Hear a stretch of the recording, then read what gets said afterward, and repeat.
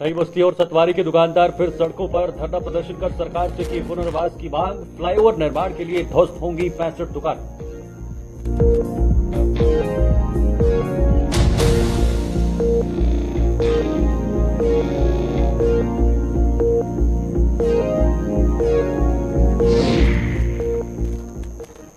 रटले जल विद्युत परियोजना अनिश्चितकाल के लिए बंद। कंपनी ने राजनेताओं की मनमानी के चलते लिया फैसला। राजनेताओं पर कंपनी की साख मिट्टी में मिलाने का आरोप।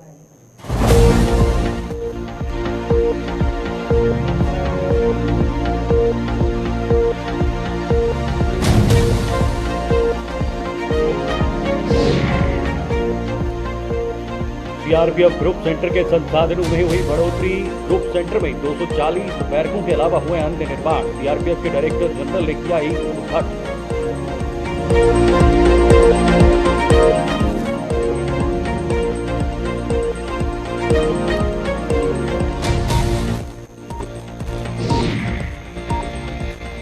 पीर पंजाल रेंज में एक्शन में आई यातायात पुलिस। राजौरी सड़क हादसे के बाद नाकों में हुआ इजाफा। पुंछ जिले में भी यातायात पुलिस बरत रही है सख्त।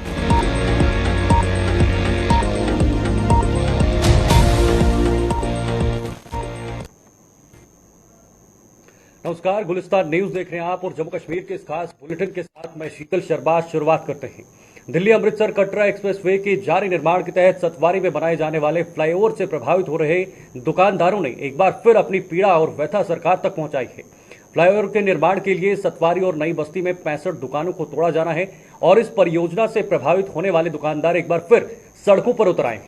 इन दुकानदारों ने आज कुछ घंटों के लिए कारोबार बंद रखा और स्थानीय पार्षद पवन सिंह की अगुवाई में धरना प्रदर्शन कर सरकार से पुनर्वास करने की मांग की है ताकि उनकी रोजी रोटी चलती रहे।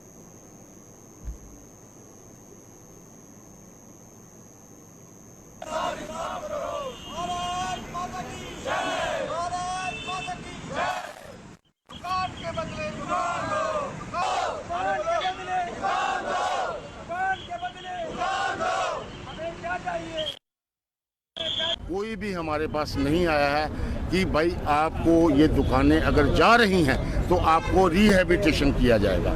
अगर हमारी इंक्रोचमेंट होती तो हम बिल्कुल नहीं बोलते। सरकार द्वारा ये वो लोग हैं जो 1947 के बाद उजड़ने के बाद सरकार द्वारा बसाए गए लोग थे और ये दुकानें खुद सरकार ने लोगों को दी हैं। आज अगर इन दुकानों पे कोई तलवार लटक रही है तो मेरा आपके माध्यम से सरकार से ये अपील है, यहाँ की लोकल एडमिनिस्ट्रेशन से, प्रधानमंत्री नरेंद्र मोदी जी से, लेफ्टिनेंट गवर्नर मनोज सिन्हा साहब से कि इनको उजाड़ने से पहले इनको बसाया जाए। सामने सतवारी चौक की ग्राउंड है, वहाँ पे नेशनल हाईवे वालों ने 8 मीटर की स्ट्रिप ली है, 4-5 मीटर की इनको भी स्ट्रिप दी जाए, वहाँ पे सारे ये अकोमोडेट हो जाएंगे।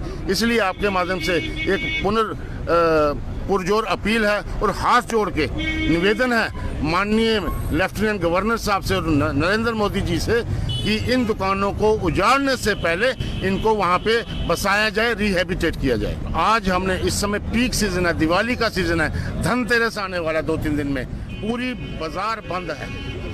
ये बाहर की जो दुकानें जा रही हैं तो लेकिन जो अंदर वाले हैं उनको भी पीड़ा है। इसलिए सब ने आज इकट्ठे होकर एकता का प्रदर्शन दिया है कि हम यहाँ पे ये चाहते हैं कि ये दुकानें अगर नहीं बच पा रही हैं इस फ्लाईओवर के माध्यम से तो हमें सामने रिहैबिलिटेट किया जाए। इसीलिए आज हमने एक शांतिपूर्व अपील कर रहे हैं पूरी सरकार से, सेंट्रल गवर्नमेंट से, यहाँ की लोकल एडमिनिस्ट्रेशन से, माननीय लेफ्टिनेंट गवर्नर साहब से कि हमारी पीड़ा समझिए और हमें रिहैबिलिटेट कीजिए। आपने देखा किस तरह से सभी दुकानदार सड़कों पर है और स्थानीय पार्षद के अगुवाई में ये जोरदार प्रदर्शन आज किया है और सरकार से सीधे तौर पर अपील की जा रही है कि जल्द से जल्द इनके मसले का हल किया जाए। इस पर अधिक जानकारी के लिए हमारे साथ इस वक्त शिल्पा जम्मू से हमारी संवाददाता जुड़ गई हैं। शिल्पा, जरा बताइए, ये मामला एक बार फिर से सामने आ रहा है। लगातार वहां के जो दुकानदार हैं वो ये मांग कर रहे हैं कि उन्हें रिहेबिलिटेशन दिया जाए, उन्हें कहीं जगह दी जाए ताकि वो उनकी जो रोजी रोटी है वो भी चलती रहे। तो क्या कुछ इस प्रदर्शन में आज निकलकर सामने आया? देखिए, फ्लाईओवर का काम जोरों शोरों से तैयार है और आने वाले समय में लगभग 60+ ऐसी दुकानें हैं जिन पर काम चलने वाली है और इससे पहले भी व्यापारियों के द्वारा प्रदर्शन किया गया और आज लगभग 1.5 घंटे तक जहाँ पर व्यापारी ने अपनी दुकानें बंद की और वो सड़कों पर पहुंचे। उनकी ये भी मांग है कि उन्हें रोजगार के बदले रोजगार दिया जाए, ये भी कम्युनिकेट किया जाए, दुकान के बदले दुकान दी जाए। उनका कहना है कि उन्हें कोई भी आपत्ति नहीं है कि जम्मू कश्मीर में विकास हो रहा है, काफी सराहनीय कदम है, लेकिन अगर उनका कहना है कि अगर हमें दुकान के बदले दुकान मिलती है तो हम खुद बुलडोजर जो है वो अपनी दुकान पर चलाएंगे। और जिस तरीके से सांसद जुगल किशोर शर्मा जी ने आश्वासन पिछली बार दिया था कि उन्हें रोजगार के बदले जो है वो रोजगार मिलेगा, और इसी को लेकर जब हमने कॉर्पोरेटर पवन सिंह से बातचीत की तो उन्होंने कहा कि एक पत्र रोड एंड ट्रांसपोर्ट मिनिस्टर को लिखा गया है, बिबकॉम को लिखा गया है और साथ ही साथ नेशनल हाईवे अथॉरिटी को भी पत्र जो है वो लिखा गया है। और उन्होंने कहा है कि 10 तारीख को उनकी बात जो है वो सांसद जुगल किशोर शर्मा जी से हुई है। उन्होंने कहा कि इनकी 10 तारीख को जो है वो होगी नेशनल हाईवे अथॉरिटी के साथ और साथ ही साथ लोकल एडमिनिस्ट्रेशन के साथ जो है वो बैठक होगी, और इस बैठक में जो है उनकी उम्मीद ये है कि कोई ना कोई समाधान जो है वो दिखेगा। बिल्कुल शिल्पा, जो 65 दुकानों की बात हो रही है ये कोई कम आंकड़ा नहीं है, छोटा आंकड़ा नहीं है, बहुत बड़ा आंकड़ा है और लगभग 65 परिवार इस जद में आ रहे हैं। तो इसको लेकर क्या कोई पॉजिटिव या सकारात्मक कदम प्रशासन की तरफ से जो है इन लोगों की ओर उठाया जाएगा? क्या ऐसी कोई संभावनाएं हैं? से ये लोग जो है वो काफी समय से, काफी वर्षों से यहाँ पर जो है वो काम कर रहे हैं, काफी परेशानियों से जूझ रही है, समस्या इन्हें देखनी पड़ रही है, लेकिन अभी तक कोई भी समाधान जो है वो प्रशासन की तरफ से आश्वासन जो एक सांसद जुगल किशोर शर्मा जी ने दिया था और इसको लेकर यानी कि आश्वासन दिया गया है और उन्हीं उम्मीदों पर ये व्यापारी भी बरकरार है कि कहीं न कहीं ये समाधान जरूर निकलेगा, लेकिन अभी तक कोई भी समाधान जो है वो सामने नहीं आया। ठीक है, बहुत बहुत शुक्रिया आपका शिल्पा, ये तमाम जानकारी साझा करने के लिए, हमारे दर्शकों को अपडेट करने के लिए। तो आपको बता दें ये पूरा मामला जो है ये हाईवे का है, जहां पर लगातार दुकानदार जो है हल करने की बात कर रहे हैं। आगे बढ़ते हैं। कुछ राजनीतिक द्वारा अपनी राजनीति चमकाने के चक्कर में जम्मू कश्मीर की जल विद्युत परियोजनाओं का कामकाज भी अब बाधित होने लगा है। कुछ ऐसे ही राजनेताओं द्वारा की जा रही उकसावे की राजनीति के कारण किश्तवाड़ में रेटले जल विद्युत परियोजना अनिश्चितकाल के लिए बंद कर दिया गया है। इस बाबत हम परियोजना के लिए जिम्मेदार कंपनी ने बाकायदा एक नोटिस भरी जारी कर दिया है, जिसमें साफ तौर पर कहा गया है कि कुछ राजनेता श्रमिकों व अन्य स्टाफ पर दबाव डालकर उन्हें धरने के लिए उकसा रहे हैं, जिससे कंपनी की साख मिट्टी में मिल रही है। क्या ये पूरा मामला है, इस पर हम जानकारी लेंगे, लेकिन उससे पहले आपको बता दें पहले भी रेटले प्रोजेक्ट जो है एक बार बंद हुआ था, उसके बाद वापस जो है ये प्रोजेक्ट शुरू हुआ था, लेकिन एक बार फिर से जो है वो कंपनी ने इस काम को बंद कर दिया गया है और उसका सीधा सीधा आरोप जो है वहां के राजनेता हैं, वहां के पार्टियों के जो नेता हैं उन पर लगाया है कि वो अपनी राजनीति को चमकाने के चक्कर में लगातार जो है वो इन प्रोजेक्ट पर दबाव बनाने की कोशिश कर रहे हैं और उसी सिलसिले में नतीजन अब इस प्रोजेक्ट को जो है वो कंपनी ने बंद कर दिया है। पूरी जानकारी लेते हैं, पूरी अपडेट लेते हैं। हमारे साथ किश्तवाड़ से हमारे संवाददाता अजय शांत जुड़ गए हैं। अजय जी, जरा बताइए, एक बार पहले भी ये रटले प्रोजेक्ट जो है वो बंद हुआ था, लेकिन अब सीधे सीधे कंपनी ने ये कहा है कि जो यहाँ के स्थानीय राजनेता हैं उनको उनकी राजनीति के चमकाने के चक्कर में जो है ये एक बार फिर से यहाँ पर बंद करना पड़ रहा है। जरा तफसीलन समझाइए, वजह क्या है, क्या मुख्य कारण है इसको बंद करने का? देखिए शीतल, 2015 में भी जीवीके जब इस प्रोजेक्ट को निर्माण कर रही थी तो 2015 में वो इससे हट गए थे। उन्होंने भी कुछ कारण बताए थे। तो आज ये लेटर अचानक कल शाम को आया है, इसने सबको चौंका दिया है, क्योंकि ये एक नया वेंचर बना था, जॉइंट वेंचर एनएचपीसी और जेकेपीटीसी का, जिन्होंने मेगा इंजीनियरिंग को ये ठेका दिया हुआ था। इसमें ये आरोप लगाया कि जो स्टाफ के साथ बदसलूकी की जा रही है, लेबर बार बार हड़ताल पे जाती है, इन्फ्लुएंशियल लोग कहीं ना कहीं अपने मतलब के लिए वहां पर दखल करते हैं। तो इन्फ्लुएंशियल लोग, हालांकि उन्होंने पॉलिटिशियन तो नहीं कहा, लेकिन इशारा साफ साफ उधरी है कि राजनेता जो वहां पर सक्रिय हैं वो कहीं ना कहीं दबाव बनाते हैं निजी मकसद को लेके। तो अभी ये जो है स्थिति, वहां पर प्रोजेक्ट को काम बंद कर दिया गया है, कोई काम वहां पर चल नहीं रहा है। नेगोशिएशन हालांकि साइड पे कुछ चल रही है जैसे हमें खबर मिली है, लेकिन जिला प्रशासन को भी उन्होंने कम्युनिकेट खाली यही नोटिस किया है, कोई ऑफिशियली कम्युनिकेशन उस लेवल पर नहीं हुई है। और जो हमारे सूत्र बता रहे हैं कि आने वाले समय में कुछ घंटों के बाद एक अहम बैठक होने वाली है डिस्ट्रिक्ट एडमिनिस्ट्रेशन और कंपनी और जो कंस्ट्रक्शन कॉर्पोरेशन है, तो कहीं ना कहीं उसमें जो निकल के आएगा उसके बाद ही जो सारी चीजें हैं क्लियर होंगी। लेकिन ये अजय जी, इसमें सवाल ये भी सबसे बड़ा है कि आखिर जिला प्रशासन अपना रोल जो है वो बखूबी क्यों नहीं निभा रहा है? पहले से ही प्रशासन के नियंत्रण में ये चीजें क्यों नहीं होती हैं?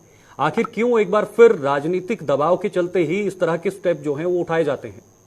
देखिए, ये जो हमने अक्सर देखा है कि किश्तवाड़ में जितने भी प्रोजेक्ट बन रहे हैं, खाली रेड की बात नहीं हम करते, हम सारी प्रोजेक्ट्स की बात करते हैं। तो कहीं ना कहीं जो कंस्ट्रक्शन कंपनी की मैनेजमेंट है वही कहीं ना कहीं जिम्मेवार नजर आ रही है कि वर्क कल्चर अगर उन्होंने नहीं वहां पर नहीं है तो उसमें उनकी भी कहीं ना कहीं कमजोरी नजर आ रही है कि वो दबाव सहते गए और किसी न किसी नेता की रिकमेंडेशन पर वहां पर ठेके देते गए, जॉब देते गए। तो उसका परिणाम ये हुआ कि आज वो रो रहे हैं कि वर्क कल्चर नहीं है, हमारा काम प्रभावित हो रहा है और हमारा नाम बदनाम हो रहा है। तो जहां वहां पर काम करने वाले लोग दोषी हैं, उससे ज्यादा कहीं ना कहीं मुझे लग रहा है कि जो मैनेजमेंट है, जो इस सारे दबाव में पहले से आई और आज ये स्थिति आई है कि रटले जैसा अहम प्रोजेक्ट जो आज 50 मेगावाट का प्रोजेक्ट है, एक बार फिर उस पर कहीं ना कहीं काले बादल छा गए हैं। अगर कोई नतीजा सामने नहीं आता है तो ये फिर कहीं ना कहीं ठंडे बस्ते में चला जाएगा, क्योंकि पिछले 10 साल तो नहीं 8 साल में जो एक दोबारा इसको रिवाइव किया गया था, एक नई जॉइंट वेंचर बनाई गई थी और रटले का काम शुरू किया गया था, लेकिन 2 साल के अंदर अंदर ही फिर इस पर का काम जो है फिलहाल बंद है। आगे क्या होगा वो देखने वाली बात होगी, लेकिन जो डिस्ट्रिक्ट एडमिनिस्ट्रेशन से हमारी बात हुई, उनका कहना है कि एक अहम बैठक आपसे कुछ देर के बाद होने वाली है, जिसमें जो चर्चा होगी उसके बाद ही चीजें स्पष्ट हो जाएगी। तो क्या वर्तमान की जो स्थिति वहां पर बनी हुई है उससे ये माना जा सकता है कि बहुत जल्दी मूवमेंट भी हो सकती है, या जो वहां पर इनकी जो चीजें हैं, कंपनी की जो चीजें हैं, उनमें मूवमेंट हो सकती है, या फिर जो ये बैठक है इससे कुछ संभावनाएं बनती है कि कुछ सकारात्मक चीजें निकलकर सामने आएंगी?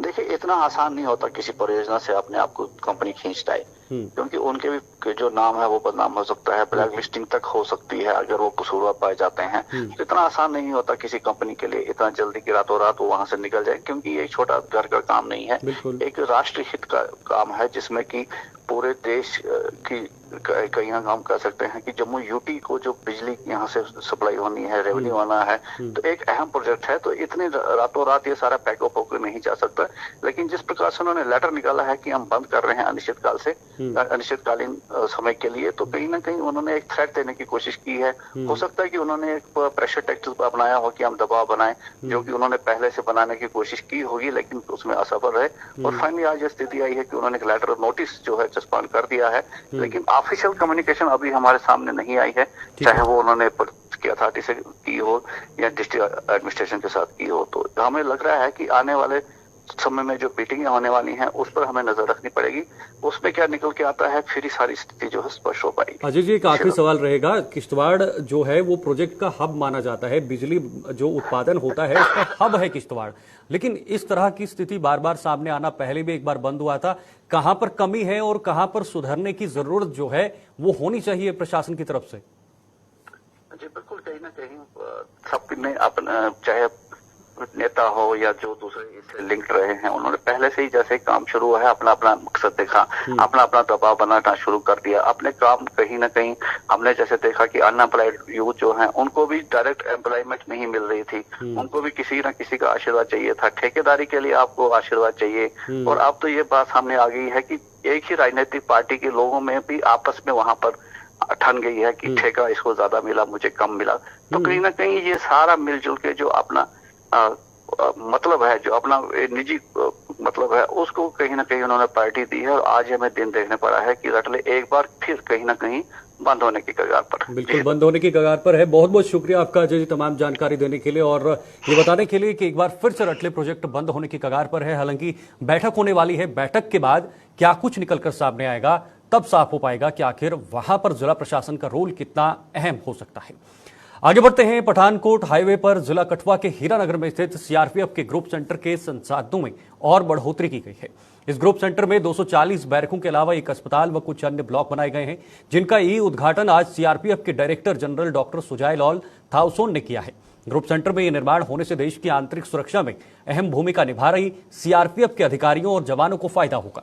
आज आयोजित कार्यक्रम में कुल कितनी सुविधाएं सीआरपीएफ को समर्पित की गई हैं, इस पर भी जानकारी लेंगे। लेकिन उससे पहले ये बता दें आपको कि जम्मू पठानकोट हाईवे पर अब जिला कठुआ के हीरानगर में अगर बात करें तो वहां पर जो सीआरपीएफ के ग्रुप सेंटर हैं उनके संसाधनों में और बढ़ोतरी हो सकती है और इस ग्रुप सेंटर में लगभग 240 बैरकों के अलावा एक अस्पताल व कुछ अन्य ब्लॉक भी बनाए गए हैं। पूरी जानकारी लेते हैं विस्तार से। हमारे साथ हमारे संवाददाता इस वक्त कठुआ से जुड़ गए हैं, रंजीव, उनके पास चलते हैं। रंजीव, ये जो सीआरपीएफ की तरफ से जो कदम उठाया गया है उनके संसाधनों को और मजबूत करना कितना अहम कदम है और कितना फायदा होने वाला है? बिल्कुल शीतल, मैं बताऊं कि ये जो सीआरपी का आपका जो ग्रुप सेंटर हीरानगर में नाम लेने अभी पिछले 16 अगस्त को इस के 2 ब्लॉकों का उद्घाटन हुआ था और उसके बाद से लगातार जहां पर निर्माण नए नए आयाम जो है रोजाना जा रहा है। आपको बताऊं कि शीतल, यहाँ पर आज 4 जो ब्लॉक थे, इनके मेन ब्लॉक थे, उनका उद्घाटन जो सीआरपीएफ के डीजी ने वर्चुअली वहां से कोयम्बटूर से किया है, जिनमें 4 डॉक्टर सुजय लाल थोसन जो डीजीपी है सीआरपीएफ के, उनके द्वारा किया गया। और आज जो हीरानगर के गुप्त सेंटर की बात करूं, यहाँ पर सबसे बड़ा एक स्टोर रूम है जिसकी लागत करीब 10 करोड़ के करीब है, उसका इनॉग्रेशन हुआ। उसके बाद एक 10 बेड का एक हॉस्पिटल जिस पर करीब 3.5 करोड़ की लागत से तैयार किया गया, और एक बिन टाइप मैगजीन जो आर्म्स एंड अम्युनिशन का स्टोर होता है उसका उद्घाटन किया गया, जो 100 स्क्वायर मीटर में फैला हुआ है।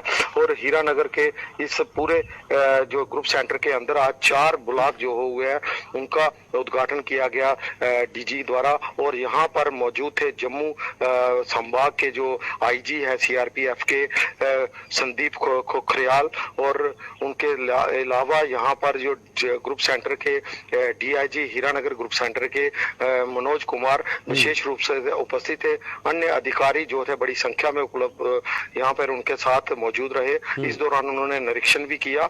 और इस ग्रुप सेंटर के बनने के बाद शीतल, मैं बताऊं कि सामरिक दृष्टि से, ये सुरक्षा की दृष्टि से देखा जाए बिल्कुल तो रंजीव, मैं उसी से संबंधित सवाल पूछना चाहता हूं। अगर सुविधाएं मिलती हैं, संसाधन मिलते हैं, तो जरूर यहां पर सुरक्षा भी कड़ी हो जाएगी, मजबूत हो जाएगी। तो क्या लगता है कितनी मजबूती मिल सकती है? बिल्कुल, जहां पर सामरिक दृष्टि से देखा जाए, सुरक्षा के लिहाज से देखा जाएगा, अगर जवानों को संसाधनों के पूरी संसाधन मिलते हैं तो सुरक्षा करना भी उनका दायित्व बनता है और सुरक्षा भी जो है पुख्ता होती है। जिस जगह पर ये ग्रुप सेंटर बना है हीरानगर में, ये सामरिक दृष्टि से काफी महत्वपूर्ण जगह है, क्योंकि बताऊं कि एक तरफ यहाँ से बिल्कुल 7 से 8 किलोमीटर दूरी पर अंतर्राष्ट्रीय सीमा है, सांबा जिला की सीमा है, और वो ऐसे नाले के किनारे हैं, बेई नाले के किनारे पर बना है, जो कभी यहाँ पर आतंकियों का मेन रूट रहा है। और यहाँ पर अगर कोई भी वारदात होती है तो अगर सीआरपी की सुरक्षा यहाँ पर होगी तो किसी भी अनहोनी घटना को रोका जा सकता है। और जो सीआरपीएफ की भूमिका होती है आतंकवाद को लेकर, खासकर कश्मीर की संभाग की बात करूं, जम्मू संभाग की बात करूं, तो यहाँ पर सीआरपीएफ का काफी रोल रहा है।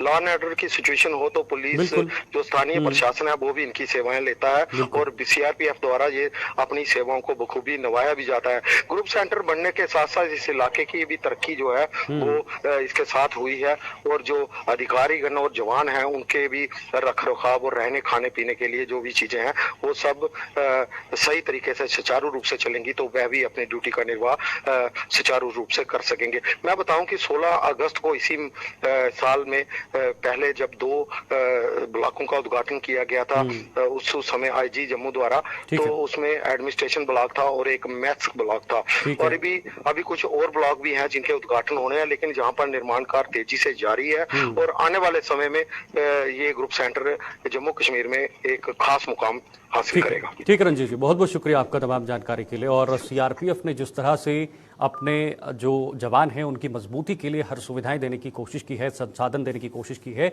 एक बड़ा कदम है। चलिए आगे बढ़ते हैं। पीर पंजाल रेंज अधीन आने वाले जिलों में आए दिन पेश आ रहे सड़क हादसों से सबक लेते हुए यातायात पुलिस एक्शन में आ गई है। राजौरी जिले में सोमवार को हुए सड़क हादसे के बाद यातायात पुलिस ने पुंछ जिले में भी सख्ती बरतनी शुरू कर दी है। सुरनकोट में यातायात पुलिस ने नाकेबंदी कर नियम तोड़ने वालों के खिलाफ सख्त एक्शन लेना शुरू कर दिया है, ताकि सड़कों को खून से रंगने से बचाया जा सके।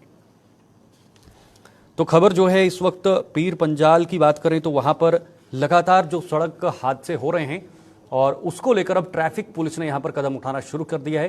हालांकि लगातार कहीं ना कहीं जो ये पहाड़ी क्षेत्र हैं वहां से कोई ना कोई हादसा निकलकर सामने आता है, जिसमें कई सारे जानें भी आज तक जो हैं वो गंवाई जा चुकी हैं। इसी को लेकर फिलहाल के लिए यहां पर जो है वो ट्रैफिक पुलिस ने एक्शन लिया है, यातायात पुलिस की तरफ से एक्शन देखने को मिला है। लेकिन ये कितना कारगर है, आने वाले समय में इस एक्शन का कितना प्रभाव हो सकता है और यातायात जो वाहन या जो उनके चालक हैं उन पर कितना प्रभाव पड़ेगा, ये जानने की कोशिश करेंगे। हमारे संवाददाता इस वक्त हमारे साथ जुड़ गए हैं, आकाश मलिक। आकाश, ये जो कदम है ये हादसों के बाद ही उठाए जाते हैं, लेकिन ये कुछ ही दिन चलते हैं, उसके बाद फिर से ये ठंडे बस्ते में पड़ जाता है। तो क्या ये जो एक्शन यहां पर उठाया गया है ट्रैफिक पुलिस द्वारा, क्या आपको लगता है कि इसका सीधा सीधा प्रभाव आने वाले समय में इस तरह की जो घटनाएं हैं उनको रोकने में जो है वो कहीं ना कहीं मददगार साबित हो सकता है? हाँ जी सर, मैं आपको बताता चलूं, डीएसपी ट्रैफिक और डीएसपी एसडीपीओ सुरनकोट की तरफ से एस्टेब्लिश्ड ये जॉइंट नाका रहेगा। हाल ही में जो है कल ही जो है जम्मू पुंछ हाईवे रजौरी पे जो है एक हादसा हुआ था। उसके बाद जो है ट्रैफिक पुलिस और पुलिस एक बार फिर से हरकत में आई है। अभी अभी हमने देखा है इस वक्त भी डिफरेंस नाका, जिस जगह पे तहसील सुरनकोट के डिफरेंट नाका, चाहे वो बुगल शाहरा के ऊपर बैराम गला का नाका ले लो, चाहे सुरनकोट के डिफरेंट नाका, तमाम जगह पे पुलिस और ट्रैफिक पुलिस इस वक्त आज की डेट में, आज की बात करें, कड़ी कार्रवाई कर रही है। चाहे वो हेलमेट्स के बिना चल रहे हैं, चाहे वो ओवरलोड जो गाड़ियां हैं उनको भी चालान किए जा रहे हैं। और आज जो है 50 चालान किए गए, उसके साथ साथ 9 गाड़ियों को सीज भी किया गया है जी। बिल्कुल, काफी सारी चुनौतियां हैं आकाश ट्रैफिक पुलिस के सामने, क्योंकि हेलमेट की बात आपने की, या खराब गाड़ियां भी कई बार होती हैं, या फोन का इस्तेमाल ड्राइवर जो है वो करता है, या ड्रिंक एंड ड्राइव भी कई बार ऐसे मामले निकलकर सामने आते हैं। इसको लेकर एक बहुत बड़ी चुनौती है ट्रैफिक पुलिस के सामने। तो कैसे ट्रैफिक पुलिस इस चुनौती को पार पा रही है? अजी, उस हवाले से बात करें, डीएसपी ट्रैफिक हो या जैसे मैंने पहले भी कहा एसडीपीओ सुरनकोट है, उन्होंने साफ लफ्जों में कल ये कहा है कि जो बाइकर्स जो यहाँ स्टंट्स बाइक्स जो इस वक्त चलाते हैं उनको जो है एक चुनौती दी गई। आने वाले वक्त में कोई भी बाइक्स अगर ऐसा स्टंट बाज जो भी जो है हमारे सामने आएगा, उन्होंने कहा है उसके ऊपर कार्रवाई भी की जाएगी। और साथ साथ में अगर कुछ ऐसे लोग हमें पाएंगे जिनका लाइसेंस नहीं है, जो 18 साल से छोटे हैं, उनके पेरेंट्स के खिलाफ भी एफआईआर लग सकती है, ये डीएसपी ट्रैफिक ने भी कहा है जी। ठीक है, बहुत बहुत शुक्रिया आपका आकाश तमाम जानकारी के लिए। और ये पूरा मामला जो है ये हादसों के संबंधित था। फिलहाल आगे बढ़ने की कोशिश करते हैं। आरिसपुरा जम्मू रोड के करीब स्थित बाग बहौर में लगा म्यूजिकल फाउंटेन खराब होने से लोगों का इस बाग के प्रति आकर्षण कम हुआ है। लोगों के मुताबिक पिछले 4 से 5 महीनों से ये फाउंटेन बंद पड़े हुए हैं, लेकिन इनकी मरम्मत को लेकर बागबानी विभाग कोई कदम नहीं उठा रहा है। इस अनदेखी से लोगों का आकर्षण कम हुआ है और यहां आने वाले पर्यटक भी निराश हो रहे हैं।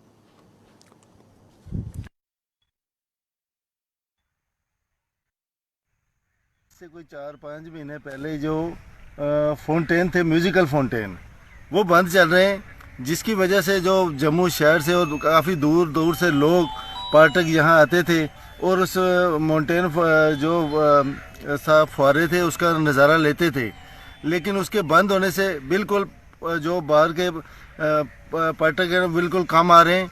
और हमें यहाँ देखने को मिल रहा है कि हम शाम को अक्सर आते हैं, देखते हैं बहुत ही कम लोग आ रहे हैं। उसकी वजह से हमारे जो आस पास की जो दुकानदार हैं, जिन्होंने इस पार्क की लोकप्रियता को बढ़ते देखकर यहाँ दुकानदारें खोली और कामकाज खोला, उनका काम बिल्कुल ठप हो चुका है, क्योंकि बाहर से लोग आ नहीं रहे हैं। यही जो म्यूजिकल फाउंडेशन था जिसको देखने के लिए पर्यटक आते थे, वो बंद पड़ा हुआ है 4-5 महीने से।